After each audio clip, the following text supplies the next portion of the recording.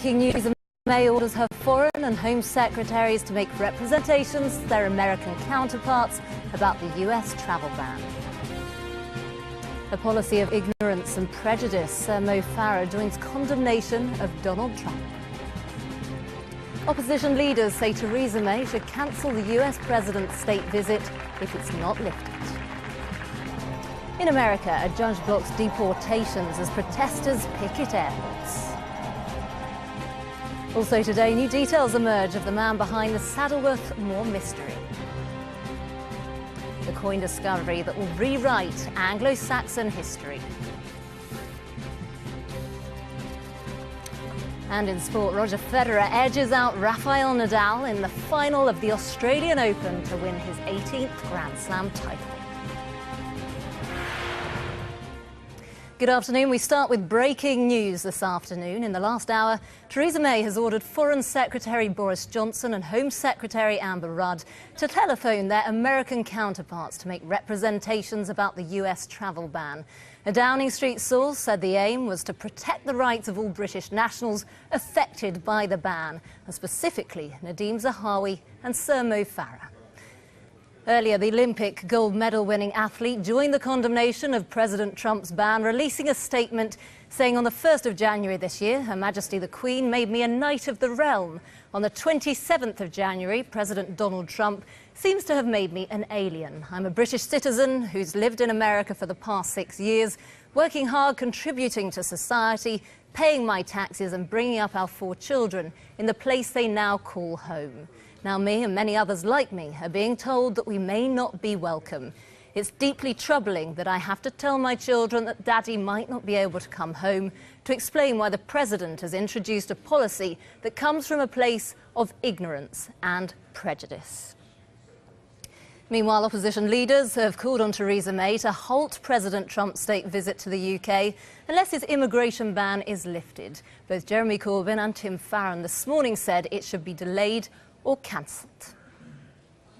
Well, a petition on the Parliament website to withdraw Mr Trump's invitation has so far gained more than 350,000 signatures.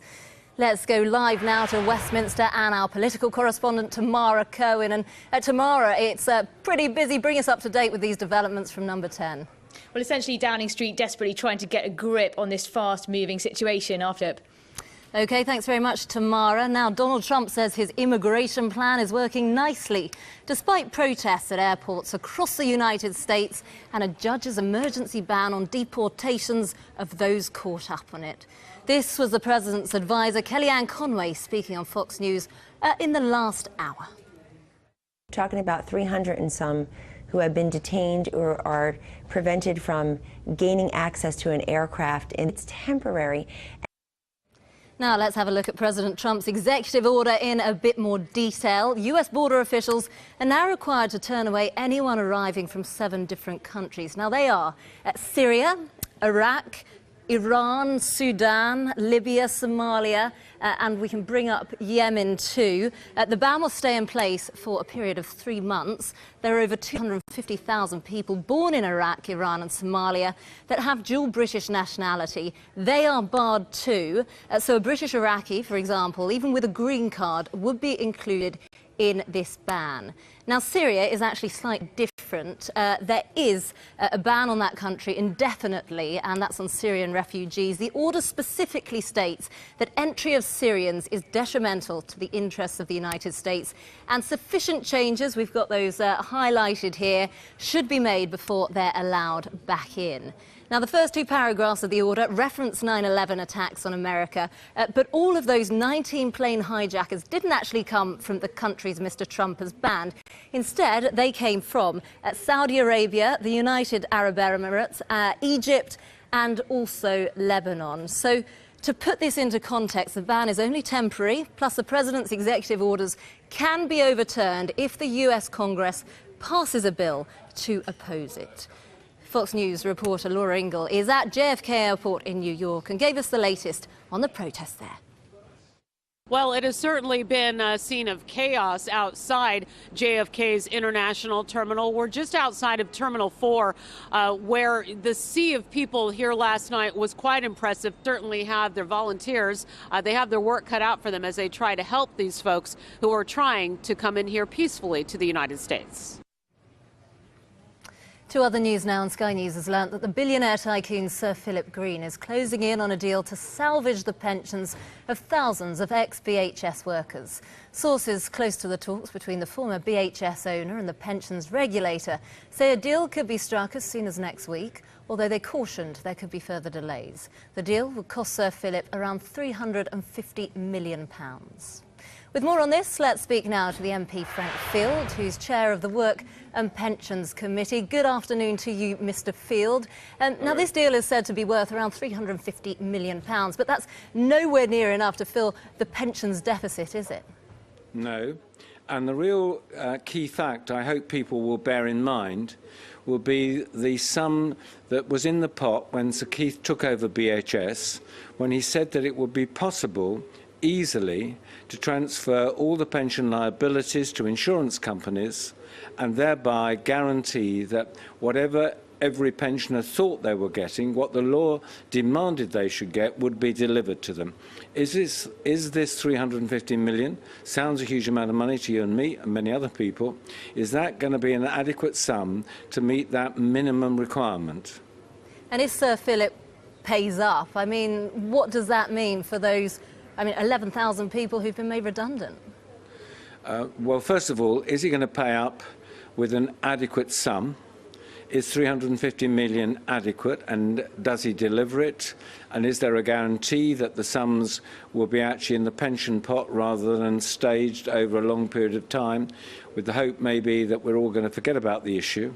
And as you rightly say, it does nothing whatsoever for those people who have lost their jobs. And if he does pay up, will you still scrutinise him and make sure that he's brought in front of MPs to be questioned?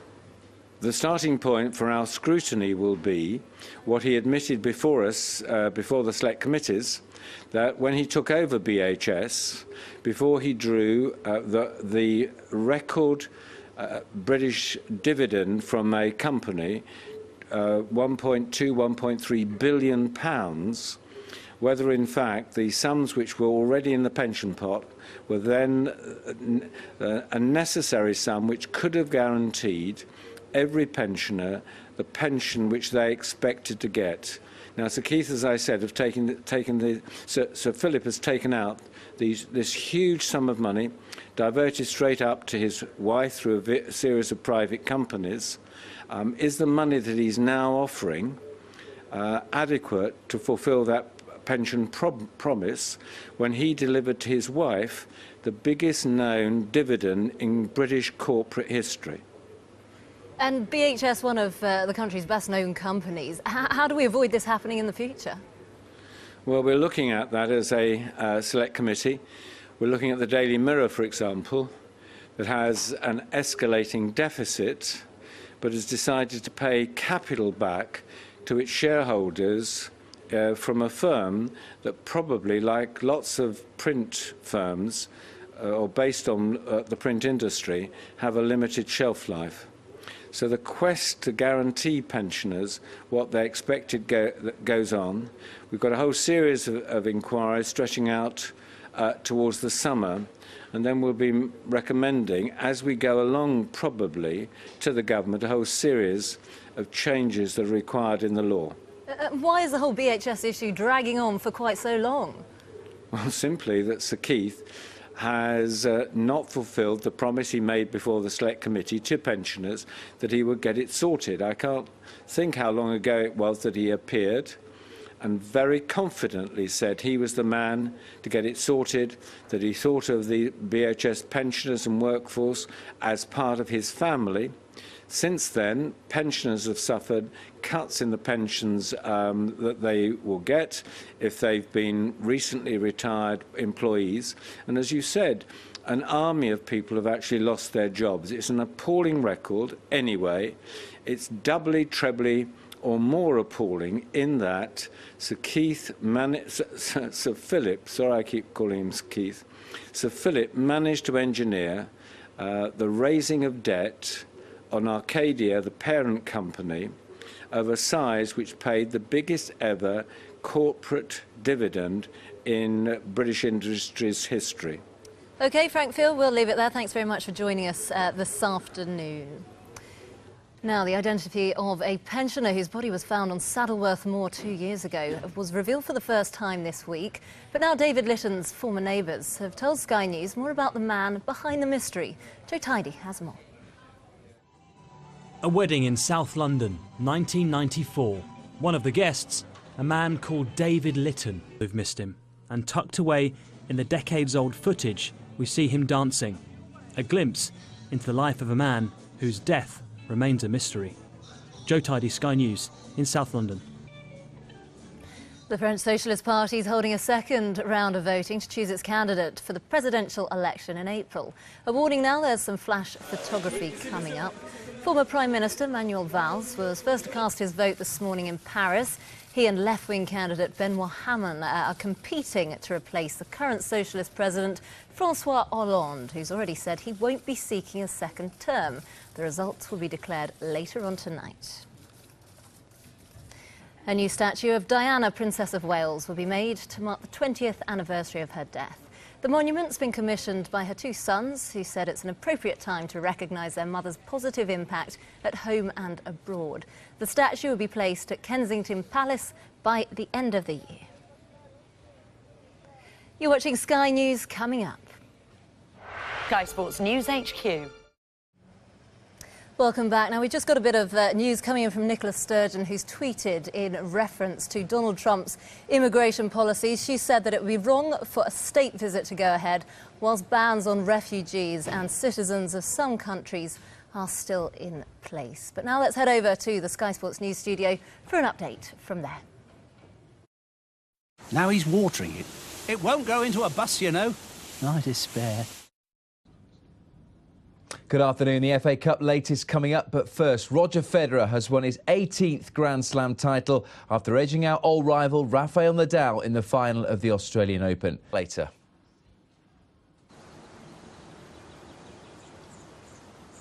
Gardening, great idea. I think I'll plant myself on the sofa. Now, it's been a bit warmer over the weekend. Let's see now if it's set to continue. As a warm day ends in Africa, delicious aromas fill a steamy evening in Asia. It will be a wet end to the day for much of England, Wales and Northern Ireland, with heavy rain at times in the south. The rain has eased across Ireland, but it remains cloudy. Scotland will be mainly dry with just a few showers in the northwest and Shetland. Scotland and the far north of England will be largely dry overnight, with clear spells and widespread frost. Elsewhere, the rain will clear eastwards, but it remains cloudy with many fog patches. The weather, sponsored by Qatar Airways. This is Sky News. Coming up. This is Sky News, our top stories. Britain's most decorated Olympic athlete, Sir Mo Farah, has criticised President Trump for banning refugees and people from 7 predominantly Muslim countries. After facing criticism, Theresa May has ordered the Home and Foreign Secretaries to call their US counterparts to try to protect the rights of British people affected by the ban. Meanwhile, President Trump's senior staff have insisted that a disruption caused by the ban is a small price to pay for protecting America's borders. Well, time now for our weekly technology show, Swipe with Gemma Morris. Bringing the latest technology to your home. The Swipe Report on Sky News is sponsored by Curry's PC World and Canary.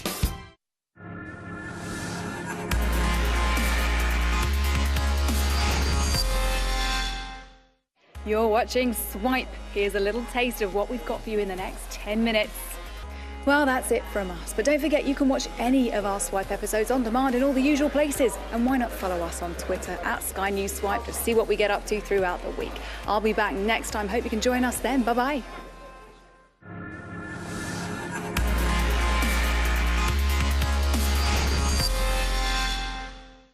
Bringing the latest technology to your home.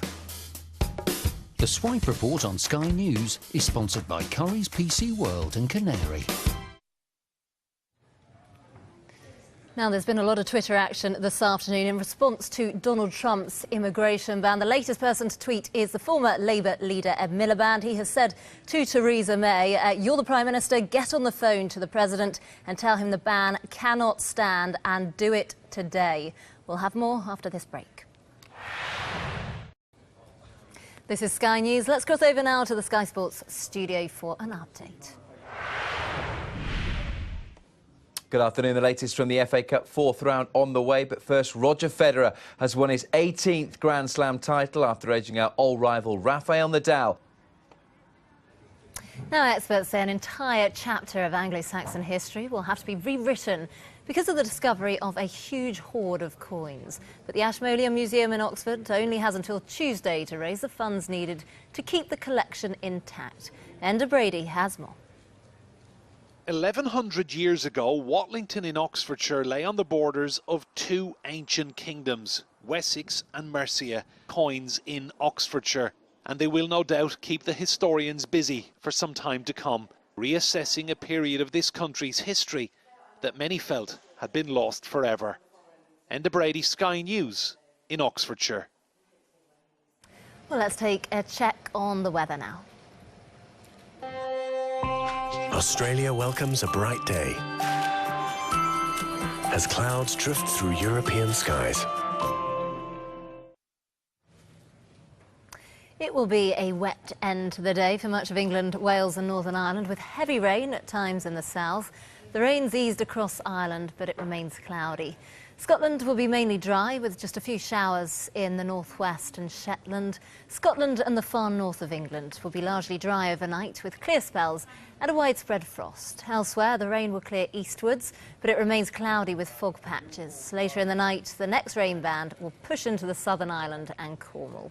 Milder, cloudier and wetter conditions will push northeastwards on Monday, but Scotland and northern England will be dry and bright throughout. The weather, sponsored by Qatar Airways. This is Sky News. Plenty more to come.